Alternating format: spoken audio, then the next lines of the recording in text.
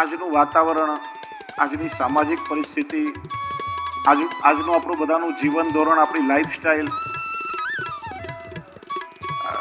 એટલા બધા આપણે લૌકિક સંસારમાં ગૂંચવાય છે. અને સુરદાસજીની ભાષામાં કહું, આજ કામ કાલ કામ પરસો કામ કરનો ઓર કામી મેં પછી મરનો. ક્યારેક જીવનનું સરવૈયું કાઢો. વર્ષના અંતે આપણે વેપારમાં નફા અને નુકસાનનો સરવાળો કરીએ, એનું સરવૈયું કાઢીએ, એમ આપણા જીવનના સમયનું પણ સરવૈયું કાઢવું જોઈએ. મોટા ભાગનો સમય લૌકિક અને સાંસારિક કાર્યોમાં વ્યતીત થયો હશે.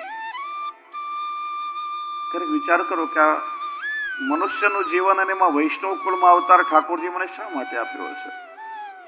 કારણ વગર નહીં આપ્યો હોય ને. ઠાકોરજી મારી પાસે કંઈક અલૌકિક પુરુષાર્થ સિદ્ધ કરાવવા માંગે છે. શેના માટે મારો આ જન્મ થયો છે? પ્રભુ મારી પાસે શું કરાવવા માંગે છે? શું કરું જેનાથી મારા શ્રી વલ્લભ પ્રસન્ન થાય? શું કરું જેનાથી મારા ઠાકોરજી પ્રસન્ન થાય? એ વિચાર જ્યારે આપણે કરીએ ત્યારે જીવનમાં સાચી દિશા જડે. અને આ 7 દિવસ શ્રીમદ ભાગવતજીની કથા એટલા માટે છે. હું હંમેશા કહું છું કે 7 દિવસ ભાગવતજીને કેન્દ્રમાં રાખી આજના સમયમાં આપણા જીવનમાં જે ઉપયોગી છે, આપણું વૈષ્ણવી જીવન કઈ રીતે ઉત્કૃષ્ટ બને, આપણે પ્રભુના પ્રિય કેવી રીતે બનીએ,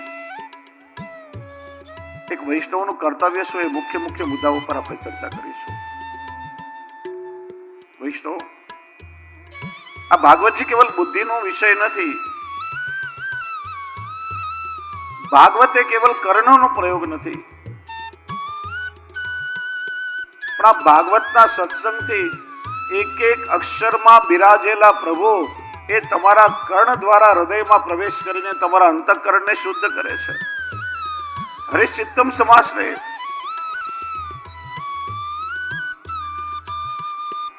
કોઈ ભક્તા જયારે શ્રીમદ ભાગવતજીની કથા કરે, એમના મુખમાંથી માત્ર શબ્દ પ્રગટ નથી થતા, પણ પ્રત્યેક શબ્દ સ્વરૂપે સ્વયં ભગવાન શ્રી કૃષ્ણ પ્રગટ થઈ અને કર્ણ દ્વારા આપણા હૃદયમાં પ્રવેશ કરે છે અને આપણા અંતઃકરણને શુદ્ધ કરે છે. જો આ ભાગવતની કથા શ્રવણ કરતા પહેલા આપણે બધાએ 10 પને યાદ રાખવાના છે. સૌથી પહેલો તો પરિવાર. જો આ ભાગવતજીમાં જે કથાઓ આવશે ને, સંન્યાસીઓ કરતા વધારે સંસારીઓની કથા એમાં છે. ચંદ્રવંશ, સૂર્યવંશ, ઇક્ષ્વાકુ વંશ, મહાભારત, રામાયણ તમે જુઓ, પરિવારની ચર્ચા કરવામાં આવી છે. પરિવારનો પ્રેમ કેવો હોય, પરિવારે સાથે કઈ રીતે જીવવું જોઈએ. મહાભારતનું યુદ્ધ ભાઈઓ વચ્ચે તો થયું, પણ સાંજે સૂર્યાસ્ત સમયે જ્યારે યુદ્ધ વિરામ થાય, બધા સાથે ભેગા થઈને વાતો એ કરે, પારિવારિક ચર્ચા થાય. એક પરિવારમાં કઈ રીતે આપણે જીવવું એ આપણને ભાગવત શીખવે. બીજો પછી પરિશ્રમ. જીવનમાં ક્યારે પરિશ્રમથી ભાગવું નહીં. ઠાકોરજીએ જે જવાબદારી આપણને સોંપી છે, દરેક જવાબદારીઓ નિભાવી. એક પુરુષ કે એક સ્ત્રી, એક માનવી કેટલા કેરેક્ટરમાં કામ કરતું. વિદ્યાર્થી હોય ત્યારે વિદ્યાર્થી રૂપે આપણી જવાબદારી જુદી હોય છે. એક સ્ત્રી પેલા બાળકી હોય, કન્યા હોય, કોઈની બહેન હોય, લગ્ન થાય એટલે કોઈની પત્ની બને, બાળકનો જન્મ થાય એટલે માતા બને, દીકરાના લગ્ન થયા પછી સાસુ બને. દરેક સમય આપણી જવાબદારીઓ બદલાય. પિતા સ્વરૂપે, પતિ સ્વરૂપે, દરેક ક્ષેત્રમાં જે જવાબદારી છે. પરિશ્રમથી ક્યારે ભાગો નહીં. જો કથા શ્રવણ કરશો તો ખબર પડશે કે ભગવાન શ્રી રામચંદ્રજી અને ભગવાન શ્રી કૃષ્ણએ જીવનમાં કેટલો પરિશ્રમ કર્યો છે. જે દિવસે રામનો રાજ્યાભિષેક થવાનો હતો, તે દિવસે એમના માટે વનવાસ મંગાયો. 14 દિવસ માટે નહીં, 14 વર્ષ માટે. કેટલો પરિશ્રમ ત્યાં. ભગવાન શ્રી કૃષ્ણે ખાલી લીલા નથી કરી, જન્મ થતા જ જનેતા માતા પિતાને છોડીને જવાનું દુઃખ સહન કર્યું છે. 6થા દિવસે તો પૂતના આવી છે, ક્યારેક અઘાસુર આવ્યો અને ક્યારેક બકાસુર આવ્યો. 11 વર્ષ 52 દિવસ વ્રજ લીલા કરીને પધારે મથુરા. 17 વાર તો જરાસંધે આક્રમણ. કૌરવ પાંડવોની લડાઈમાં ભગવાન અર્જુનના સારથી થયા. યાદવાસ્થળી ભગવાને જોઈ છે, પોતાના પરિવારને પોતાની સામે ખતમ થતા ભગવાને જોયો છે. કેટલું કષ્ટ સહન. ક્યારે ભગવાન પણ પરિશ્રમથી પાછા નથી વળ્યા. આ ભાગવત ત્રીજો પદ શીખડાવે છે પરોપકાર. ભગવાને આપણને જે કંઈ આપ્યું છે, સંગ્રહી લેવું કે ભોગવી લેવું સહેલું છે, પણ પરોપકાર એ વાસ્તવમાં આપણી વૈષ્ણવી વૃત્તિ છે. દરેક વૈષ્ણવ સાથે પરોપકાર શબ્દ જોડાયેલો રહેવો જોઈએ. ભગવાને જે સુખ આપણને આપ્યું છે એકલા ભોગવવા માટે નથી. માનો ઠાકોરજીએ તમને પરોપકાર કરવાની તક આપી છે, અવસર આપ્યો છે. કેમ કે પોતાના માટે તો પશુ પણ જીવતા હોય છે. કંઈક બીજાને આપવાની વૃત્તિ એ પરોપકાર છે. બાળકોને નાનપણથી શીખવાડો. આજે આપણા બાળકોનો જન્મદિવસ આવે તો આપણે મોંઘી મોંઘી ગિફ્ટ બાળકોને આપીએ છીએ. કેવળ લેતા એમને ના શીખડાવો, એમની અપેક્ષાઓ વધતી જશે. આજે તમારા દીકરાના જન્મદિવસ ઉપર તમે એને સેમસંગનો ફોન આપશો, આવતા વર્ષે અપેક્ષા થશે કે પપ્પા મને આઈફોન અપાવે. નહીં અપાવો, એની અપેક્ષા પૂરી નહીં થાય, એનું મન વિચલિત થઈ જશે. બાળકોનો જન્મદિવસ આવે ત્યારે બાળકોને એવા સંસ્કાર આપો, બેટા આજે તારો જન્મદિવસ છે, ચાલ આપણે ગૌશાળામાં જઈએ, ગાયોની સેવા કરીએ, ચાલ આપણે હવેલીમાં ઠાકોરજીના દર્શન કરવા જઈએ, ઠાકોરજીની કંઈક સુંદર સેવા આપણે કરીએ, અનાથ આશ્રમમાં જઈને કેટલાય અનાથ બાળકોની આપણે સેવા કરીએ, વૃદ્ધાશ્રમમાં જઈને કેટલાક વડીલોને આપણે સુખ આપીએ. બીજાને કંઈક આપવાની વૃત્તિ નાનપણથી બાળકોને શીખડાવો. પરોપકાર એ આપણો વૈષ્ણવી ધર્મ છે. તક આપણને ઠાકોરજી આપે. ચોથો આપણને ભાગવત શીખડાવે છે પ્રેમ.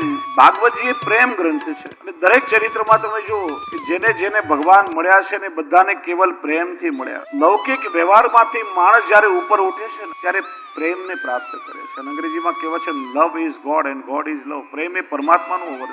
પ્રેમથી જ પ્રભુ મળે છે. ભાગવત એકબીજા સાથે આપણને પ્રેમ કરતા છે. પાંચમો પ છે પરિતોષ એટલે સંતોષ.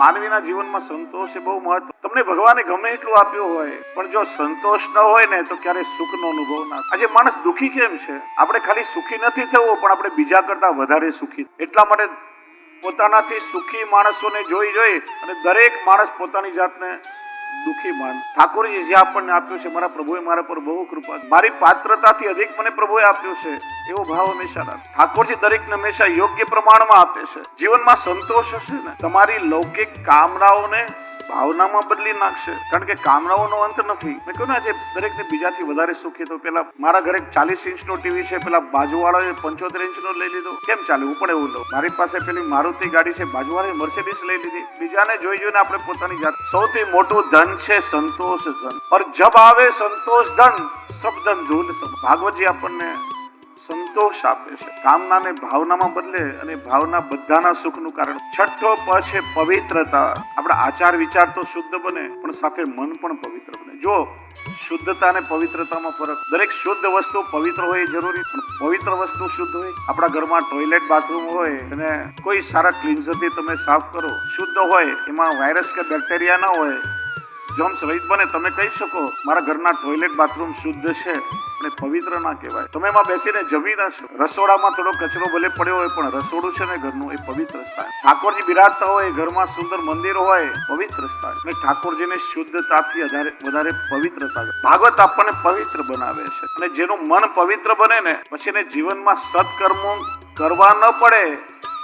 જેનું મન પવિત્ર હોય ને એ સત્કર્મ કર્યા વગર રહી ના શકે. એનું જીવન સત્કર્મ બની. સાતમો પ આપણને ભાગવત શીખડાવે છે પરિધિ. પરિધિ એટલે એક બાઉન્ડ્રી, લક્ષ્મણ રેખા, જેને આપણે કહીએ છીએ મર્યાદા. વેદ શાસ્ત્રની મર્યાદા, આપણા ધર્મની મર્યાદા, કુટુંબની મર્યાદા, પરિવારની મર્યાદા, સમાજની મર્યાદા, આ દરેક લક્ષ્મણ રેખા આપણને ખબર હોવી. દરેકને જીવનમાં સુખ ભોગવવાની છૂટ છે, બધાને મોજ મજા કરવાની છૂટ છે. સુખી થાઓ, આનંદ કરો, એનો કોઈ વિરોધ નથી, પણ એ આનંદના અતિરેકમાં આપણી મર્યાદા ઓળંગવી ના જોઈએ. સીમા ઓળંગીએ ને પછી સુખ છે ને દુઃખનું કારણ બને. સુખ ના. રામાયણના પ્રસંગમાં તમે સીતાજીએ લક્ષ્મણ રેખા ઓળંગી અને પછી જીવનમાં અતિશય દુઃખ આવ્યા છે. કે જીવનમાં આનંદ કરવાની છૂટ, પ્રમોદ કરવાની છૂટ, સુખ ભોગવવાની છૂટ, પણ વૈષ્ણવ વિચાર કરવો જોઈએ કે મારા કુળને લાંછન લાગે એવું કોઈ કાર્ય હું ના કરું. મર્યાદા એ બંધન નથી. મર્યાદા એ ભવના બંધનથી મુક્તિ છે. ભાગવત આપણને આપણા જીવનની મર્યાદા શીખડાવે છે. આઠમો પ છે પુણ્ય સંચય. માણસે જીવનમાં પુણ્ય કરતા રહે, કેમ કે કરેલા કર્મો સાથે આવશે. સાધનોની એક બહુ મજાની વાત તમને કહું. રૂપિયા પૈસા કમાવામાં, સાધનો ભેગા કરવામાં ઘણીવાર માણસ પાપ પુણ્યનો વિચાર કર, ચોરી ચકારી કરીને, કોઈની આતડી કકડાવીને પોતાના અધિકાર વગરનું બસ આપણે ભેગું જ કરી લેવું હોય ઘણીવાર. પણ મજાની વાત એ છે કે જે સાચા ખોટા કર્મ કરીને જે સાધનો તમે ભેગા કરો છો ને, છેલ્લે બધું છોડીને જવું પડે છે, પણ એના માટે કરેલા કર્મો એ તમારી સાથે આવે છે અને એ જન્મ જન્માંતર ભોગવવા પડે છે. એટલે કર્મ કરતા પહેલા વિચાર કરો, જાણે અજાણે મારાથી કંઈક પાપ તો નથી થયું, કરેલા પુણ્યો કામ લાગે. તમે જાણતા છો બધે કે અહીંથી આપણે ભારતથી અમેરિકા જવું હોય કે યુકે જવું હોય કે યુરોપ ફરવા જવું હોય તો ઇન્ડિયન રૂપીસ ચાલે ખરા? હા કે ના? ચાલે કે ના ચાલે? કન્વર્ટ કરાવવા પડે ને. અમેરિકા જાઓ તો ડોલરમાં, યુરોપ જાઓ તો યુરોમાં, બ્રિટન જાઓ તો પાઉન્ડમાં કન્વર્ટ કરાવવા પડે. જે દેશમાં જે કરન્સી હોય એ કરન્સી ત્યાં ચાલે. તો આ લોક છોડીને જ્યારે આપણે પરલોક જશું ત્યાં વાપરવા માટે પણ કઈ કરન્સી તો જોઈશે ને. અહીંયા જે કરેલા પુણ્ય કર્મો છે ને એ તમારી સાથે આવે, એ મૂડી રૂપે તમને ત્યાં ભોગવવા મળશે. કે છે ને એક સદવિચાર આપણી આખી જિંદગી બદલી નાખે છે. વૈષ્ણવ કોને કહેવાય? કે આપણને જે ન ભાવે એને પણ જે નિભાવે ને એ સાચું. આપણાથી કોઈને દુઃખ ન થાય, આપણાથી કોઈને હાનિ ન થાય. બસ વૈષ્ણવ હંમેશા સત્કર્મ કરતા રહેવું. 9મો છે પરંપરાનો નિર્વાહ. 2 પરંપરાઓ આપણી સાથે જોડાયેલી છે, કુળ પરંપરા અને એક વૈષ્ણવી પરંપરા, આપણી ધર્મ પરંપરા. વૈષ્ણવ વિચાર કરવો જોઈએ, મને કયા કુળમાં જન્મ મળ્યો છે. કેટલી કૃપા ઠાકોરજીએ મારા પર કરી છે કે મને એક એવા પરિવારમાં જન્મ આપ્યો છે કે જ્યાં પ્રભુની ભક્તિ કરવા માટે બધી સુવિધા મને જન્મથી, એના માટે આયાસ નહીં કરવો પડે. શ્રી વલ્લભે કૃપા કરી મારો હાથ પકડી ઠાકોરજીના શ્રેષ્ઠમાં સોંપ્યો છે. એ વૈષ્ણવી પરંપરા મને વારસામાં મળી છે. કેટલાય જન્મોના પુણ્ય કર્મોનો ઉદય થયો છે ત્યારે ઠાકોરજીએ મારા પર કૃપા કરી છે. અવસર ઘડી ઘડી મળતો નથી, એટલા માટે કે આપણી પરંપરાનો આપણે નિર્વાહ કરતા રહીએ અને આપણા સંતાનોને, આપણા બાળકોને વારસામાં એ રૂપિયા પૈસા તો દરેક પોતાના પ્રારબ્ધ અને પુરુષાર્થથી કમાઈ. તમારા બાળકોને રૂપિયા પૈસા, દાગીના, બેંક બેલેન્સ બધું વારસામાં આપશો, પણ જો સારા સંસ્કાર નહીં આપ્યા હોય ને તો તમારા પરિશ્રમથી કમાયેલી મૂડીને જ્યાં ત્યાં વેડફી નાખે, ગેરમાર્ગે. અને બાળકોને પરંપરાગત સારા સંસ્કાર આપ્યા હશે, પરંપરામાં જો ધર્મનો વારસો આપ્યો હશે, તમારે કદાચ એને રૂપિયા પૈસા આપવાની જરૂર નહીં પડે. પોતાના પરિશ્રમથી સદમાર્ગે લાવી અને એ તમારી પરંપરાનો નિર્વાહ છે. વારંવાર કહું છું, આજે 80% વૈષ્ણવ જેના માથે ઠાકોરજીના સ્વરૂપ બિરાજે છે, ઘરે સેવા બિરાજે છે, એ વડીલોના મનમાં ચિંતા છે કે અમારા પછી અમારા ઠાકોરજીનું શું થશે? પાછા ગુરુ ઘરે તો નહીં પધરાવી દેવા પડે. જો નાનપણથી બાળકોને એ પરંપરાના સંસ્કાર આપ્યા હશે ને તો આ ચિંતા નહીં. આપણા સંતાન સામેથી માગશે, પપ્પા તમારા રૂપિયા તમે વાપરો, તમારી ઈચ્છા થાય તેનો ઉપયોગ કરો, તમે કંઈક સત્કર્મ કરો,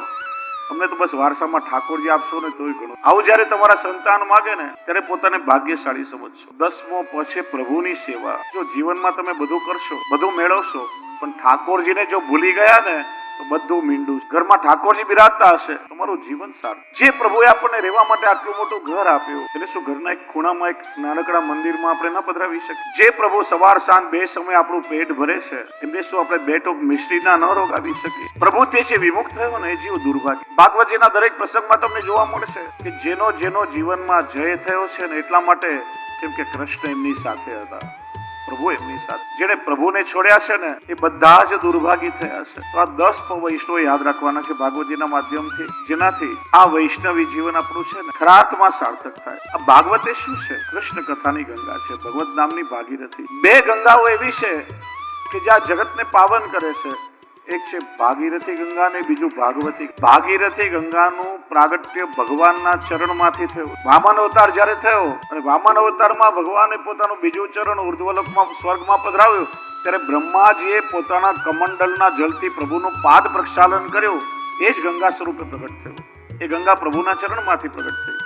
અને આ ભાગવતી ગંગા ભગવાનના મુખારવિંદમાંથી. કથાના વક્તા સ્વયં ભગવાન છે, આગળ આપણે એનું દર્શન કરીશું. પેલી ભાગીરથી ગંગા સ્વર્ગમાંથી ઉતરી શિવજીએ પોતાના મસ્તકમાં ધારણ કરી, કેમ કે શિવજી પરમ વૈષ્ણવ ભક્ત છે. એટલે પ્રભુની ચરણ પદ્મજા શિવજીએ મસ્તક પર ધારણ કરી છે. અને આ ભાગવતી ગંગાને શિવજીએ પોતાના હૃદયમાં ધારણ. કથાના વક્તા પણ શિવજી છે. અને જો એટલા માટે સમુદ્ર મંથનમાંથી જ્યારે હળાહળ વિષ પ્રગટ થયું, શિવજીએ પાન કર્યું, અંદર પણ ન ઉતાર્યું અને બહાર પણ ન કાઢ્યું, કંઠમાં ધારણ કર્યું, એટલે નીલકંઠ કહેવાય. શા માટે? શ્રી મહાપ્રભુજી કારણ બતાવે છે કે શિવજીના હૃદયમાં નિરંતર ભગવદ લીલાનું અવગાહન ચાલે છે. પરમ વૈષ્ણવ એટલે એ વિષને અંદર ન ઉતાર્યું, પ્રભુને પરિશ્રમ અને મુખથી નિરંતર કથાનું ગાન, એટલા માટે મુખથી બહાર ન કાઢ્યું, કંઠમાં ધારણ. આ બંને ગંગામાં ફરક છે. પેલી ભાગીરથી ગંગામાં નાવું હોય ને હરદ્વાર, ઋષિકેશ, ગંગોત્રી, પ્રયાગ સુધી જવું, પણ આ ભાગવતી ગંગા એવી છે આપણે જ્યાં બેઠા હોઈએ ને ત્યાં સામેથી આવીને આપણને પાવ. અરે જ્યાં કહેવાય ને તરસ્યો દેખાય એના ઘર સુધી આવીને એને પાવ. ભાગીરથી ગંગામાં નાવા જાઓ, તમે જો ગંગાજીના ઘાટ પર સૂચનાઓ લખી હોય, રેલિંગ બાંધી હોય, આગળ ઘાટ પર સંભાળીને પગ મૂકજો, પગથિયા ચીકણા છે, લપસણા છે, આગળ પાણી ઊંડું છે, પગ લપસે ને પાણીમાં ડૂબી ગયા ને તો ડૂબીને મરવાનો ભય ખરો. જરા કૃષ્ણ કથાની ગંગા એવી છે, એવા ડૂબીએ કે બહાર નીકળવાનું મન, અને જેટલો વધારે અંદર ડૂબે એટલો સરળતાથી ભવસાગરને પાર. એવી આ કૃષ્ણ કથાની ગંગા. આ ભાગવતજીને જંગમ તીર્થ કહેવાય. તમારે કોઈ તીર્થોમાં નાહવા જવું હોય ને તો જુદા જુદા તીર્થોમાં જવાનો પરિશ્રમ કરવો પડે, પણ અહીંયા કથા તીર્થમાં આવીને બેસો ને તો બધા તીર્થના તીર્થત્વની પ્રાપ્તિ થાય. તત્રૈવ ગંગા યમુના ચ વેણી ગોદાવરી સિંધુ સરસ્વતી ચ સર્વાણી તીર્થાની વસંતી તત્ર યત્રાચ્યુતોદાર કથા પ્રસંગ. सूरदास जी कहते हैं हरि हरि हरि हरि सुमिरिन करो, हरि चरणारविंद उर धरो, हरि की कथा जब होई जहाँ गंगा हो चली आवे तहाँ, यमुना सिंधु सरस्वती आवे गोदावरी विलंब न लावे, સર્વ તીર્થ કો વાસા તહા સૂર હરિ કથા હોવે. બધા તીર્થોની પ્રાપ્તિ આપણને અહીંયા થઈ જાય. એનું કારણ આજે માણસ પોતાના પાપ ધોવા માટે તીર્થોમાં એ સામર્થ્ય છે કે જીવના કંઈક અમુક અપરાધોને ધોઈ શકે. અને બધા જીવના દોષો જ્યારે તીર્થમાં ભેગા થાય ને ત્યારે તીર્થો શું કરે કે જ્યાં પ્રભુની કથા ચાલતી હોય ત્યાં આવીને અને પાછા નિર્દોષ બને. તીર્થોને પણ પોતાના તીર્થત્વની પ્રાપ્તિ કથામાં થાય. અને ખાલી તીર્થ નહીં, ભાગવતજી તો સ્વયં ગોવર્ધનોધરણ શ્રીજી બાવાનું વાંગમય છે. પેલા એક વાત કહી દઉં કે આપણે જયારે મંદિરમાં દર્શન કરવા જઈએ ને ત્યારે પગના પગરખા અને મનના અભરખા એ બધું બહાર શુદ્ધ ભાગવતજી બિરાજે ને એ ઠાકોરજીનું નિજ ધામ છે, મંદિર છે. કોઈ પણ વૈષ્ણવ પગરખા પહેરીને ના, સ્વયં ઠાકોરજી શ્રવણ કરવા બિરાજ. મારા રજનીભાઈએ મનોરથ કર્યો આપના મુખથી કથા સાંભળવી. પહેલા તો એવું નક્કી થયું હતું પારલા આપણે શ્રીનાથજીના મંદિરમાં, વલ્લભીજીના મંદિરમાં જ આપણે આયોજન રાખ્યું. કદાચ ઠાકોરજીની વિશેષ કૃપા કરવી હશે, શ્રી મહાપ્રભુજીને આપ સૌના પર અધિક કૃપા કરવી હશે. તે મનમાં મનોરથ થયો કે ના મારે તો ચંપારણીમાં કથાનો આવે. તમે લોકો અહીંયા એમને નથી આવ્યા. જો આપણે ત્યાં લગ્ન પ્રસંગ કે કોઈ આયોજન હોય ને તો એક જણને યાદ કરી અને આપણે કંકોત્રીમાં બધા, તમે જેને કંકોત્રી મોકલો એ તમારા પ્રસંગમાં આવે. મને લાગે છે કે તમારા બધાની નામની કંકોત્રી શ્રી વલ્લભના હાથમાં હતી. શ્રી મહાપ્રભુજીએ નક્કી કર્યું કે આ બધા વૈષ્ણવોને મારે અહીંયા ચંપારણ બોલાવાય છે. હું તો ઘણીવાર વિનોદમાં કહું છું કે આપણે ત્યાં બે પ્રકારના લોકો છે, ઇલેક્ટેડ અને સિલેક્ટ. પ્રજા દ્વારા જે ઇલેક્ટેડ હોય એ 5 વર્ષ રાજ્ય સરકાર કે કેન્દ્ર સરકારની ખુરશી પર બેસે, પણ મારા શ્રી વલ્લભ દ્વારા જે સિલેક્ટેડ હોય ને એ જ અહીંયા ચંપારણમાં આવીને કથા સાંભળે. તમારું વરણ સ્વયં શ્રી વલ્લભે કર્યું, તમારી કંકોત્રી સ્વયં શ્રી મહાપ્રભુજીએ લખી છે.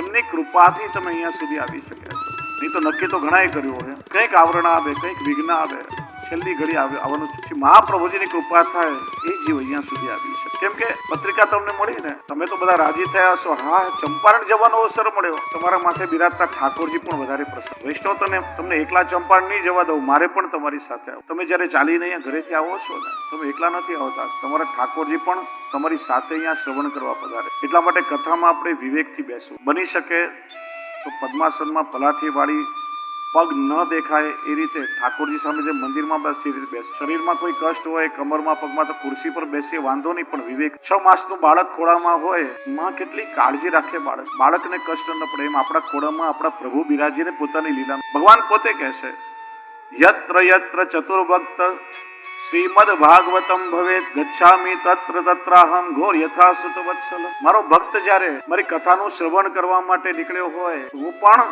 એની પાછળ ચાલતો છું. કઈ રીતે? ઘોર યથાસુત. જેમ વાછરડું ચાલતું હોય તો ગાય એની પાછળ કરુણા વરસાવતી જતી હોય, એમ જે ભક્ત પ્રભુની કથા શ્રવણ કરવા માટે નીકળ્યો હોય, ઠાકોરજી પણ કૃપાનું વર્ષણ કરતા એની પાછળ ચાલતા હોય. એટલે માનો તમારા પર કૃપા થઈ છે. અને આ તો પ્રભુનું નિજ ધામ છે ચંપારણ. જો